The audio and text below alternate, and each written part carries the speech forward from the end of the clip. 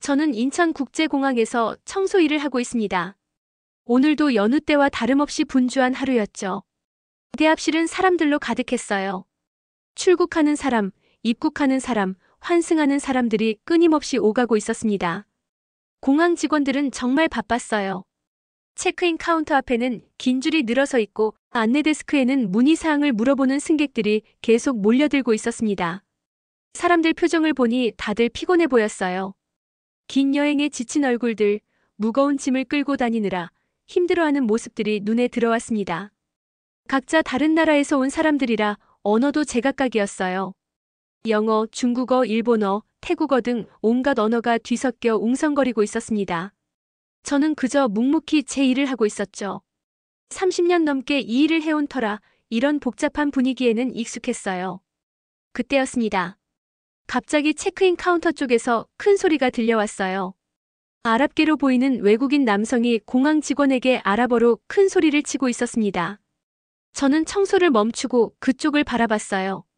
남자는 계속해서 아랍어로 뭔가를 호소하고 있었죠. 목소리 톤을 들어보니 상당히 화가 나 있는 것 같았습니다. 손에는 탑승권을 들고 있었고 자꾸 어딘가를 가리키며 말하고 있었어요.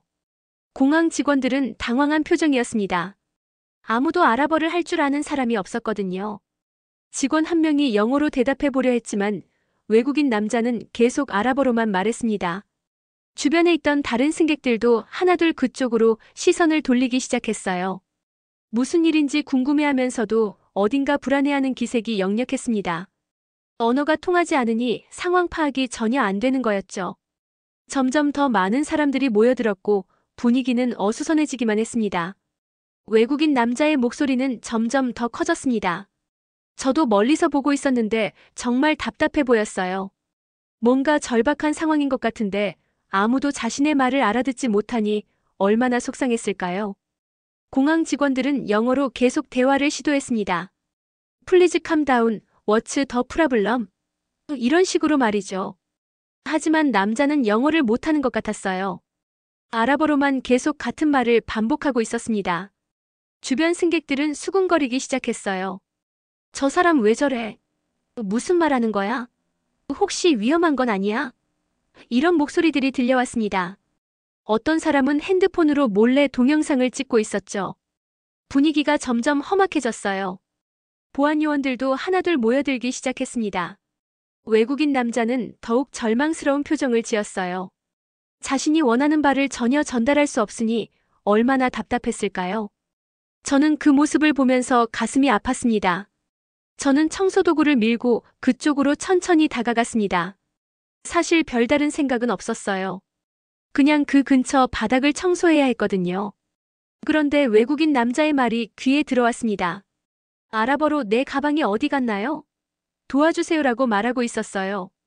탑승권을 보여주면서 이 비행기 타야 하는데 짐을 못 찾겠어요라고 호소하고 있었죠. 저는 잠시 망설였습니다. 섣불리 나서는 게 맞나 싶기도 했거든요. 하지만 그 남자의 절박한 표정을 보니 가만히 있을 수가 없었어요. 저는 청소도구를 벽 옆에 세워두고 남자에게 다가갔습니다. 그리고 조심스럽게 아랍어로 말을 걸었죠. 무슨 일이세요? 도와드릴까요?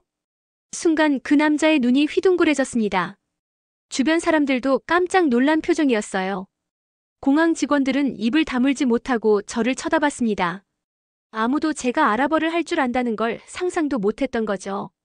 남자는 제가 아랍어로 말을 걸자 정말 안도하는 표정을 지었습니다. 그리고 빠르게 상황을 설명하기 시작했어요. 할머니 정말 고맙습니다. 저는 요르단에서 온 아흐마드라고 해요. 오늘 새벽에 인천공항에 도착했는데 제 수화물이 보이지 않아요. 짐을 찾으러 갔더니 다른 나라로 잘못 보내졌다고 하더라고요. 저는 차근차근 그의 이야기를 들었습니다. 어느 나라로 갔다고 했나요? 프랑크푸르트로 갔대요. 그런데 저는 오늘 저녁에 부산행 국내선을 타야 하거든요. 짐이 없으면 어떡하죠? 저는 아흐마드의 말을 공항 직원에게 통역해 주었습니다. 이분 수화물이 프랑크푸르트로 잘못 보내졌다고 하세요. 오늘 저녁 부산행 국내선 타야 한다고 하네요. 직원들은 즉시 상황을 파악하고 컴퓨터로 수화물 추적을 시작했어요. 드디어 문제의 실마리가 보이기 시작한 거죠. 상황이 정리되자 주변 분위기가 완전히 바뀌었습니다. 아까까지 긴장하고 있던 사람들이 모두 저를 신기한 눈으로 바라봤어요. 한 젊은 승객이 다가와서 물어봤습니다. 할머니, 아랍어를 어떻게 그렇게 잘하세요? 저는 쑥스럽게 웃으며 대답했어요. 젊었을 때 중동에서 일했거든요. 그때 배운 거죠. 공항 직원들도 정말 고마워했습니다. 덕분에 큰일 날 뻔한 상황을 해결했어요. 정말 감사합니다. 아흐마드도 제 손을 잡고 고마움을 표현했어요. 할머니 덕분에 살았습니다. 정말 고맙습니다.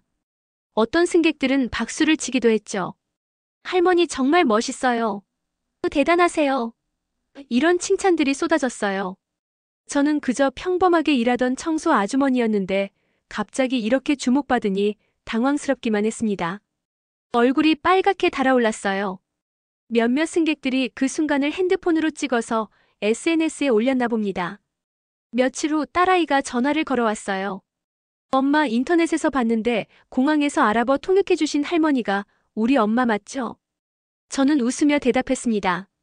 그냥 도와드린 것뿐인데 뭐가 대단하다고 그래. 사실 저에게는 특별한 일이 아니었어요. 젊었을 때 사우디아라비아에서 5년간 간호사로 일했거든요. 그때 자연스럽게 아랍어를 익혔죠. 하지만 한국에 돌아온 후로는 쓸 일이 거의 없었어요. 그날 이후로도 저는 평소처럼 청소 일을 계속하고 있습니다. 가끔 공항에서 아랍어가 필요한 상황이 생기면 직원들이 저를 찾기도 해요. 별것 아닌 일이었지만 누군가에게 도움이 될 수 있어서 기뻤습니다. 평범한 일상 속에서도 누구나 다른 사람에게 도움을 줄 수 있다는 걸 새삼 느꼈어요.